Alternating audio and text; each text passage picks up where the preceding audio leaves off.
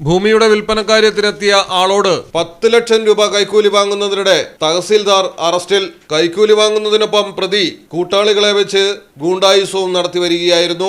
ഭൂമിയുടെ വിൽപ്പനക്കാര്യത്തിന് ആവശ്യക്കാരെത്തുമ്പോൾ ഭൂമിയെക്കുറിച്ച് അന്വേഷിച്ച് അപാകതകളുണ്ടെങ്കിൽ കണ്ടെത്തി അതിന്മേൽ തഹസീൽദാർ തന്റെ കൂട്ടാളികളെ കൊണ്ട് പരാതി നൽകി.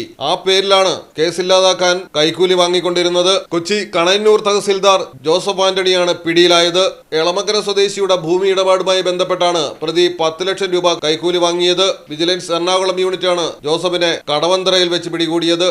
പ്രതിക്കൊപ്പം ഷിബിൻ, രാജേഷ് എന്നീ ഏജന്റുമാരും കസ്റ്റഡിയിലായി. നിരവധി റവന്യൂ ഉദ്യോഗസ്ഥർ ഈ വിധമുള്ള തട്ടിപ്പ് നടത്തി വരികയാണെന്നും വിശദമായ അന്വേഷണം നടത്തുമെന്നും വിജിലൻസ്. എളമക്കര സ്വദേശി വാങ്ങിയ സ്ഥലം വിൽപ്പനയ്ക്ക് ശ്രമിച്ചപ്പോഴാണ് സംഭവം. നേരത്തെ സ്ഥലമുടമ പുരയിടം എന്ന നിലയിൽ കരം അടച്ചുവന്ന ഭൂമിയായിരുന്നു. പരിശോധനയിൽ കൃഷിഭൂമിയാണെന്ന് വ്യക്തമായി. മണ്ണിട്ട് നികത്തിയതടക്കം ചൂണ്ടിക്കാട്ടി തഹസീൽദാർ ജോസഫ് ആന്റണിയുടെ സഹായി തന്നെയാണ് പരാതിയുമായി രംഗത്തെത്തിയത്. തുടർന്ന് പ്രശ്നപരിഹാരത്തിന് നിലവിലെ സ്ഥലം ഉടമയോട് പരാതിക്കാരനുമായുള്ള ഒത്തുതീർപ്പിനും കൃഷിഭൂമി പുരയിടമാക്കി രേഖ നൽകാനും 10 ലക്ഷം രൂപ കൈക്കൂലി ആവശ്യപ്പെടുകയായിരുന്നു. 2 ലക്ഷം രൂപ പണമായിട്ടും 8 ലക്ഷം രൂപ ചെക്കുമായാണ് നൽകിയത്.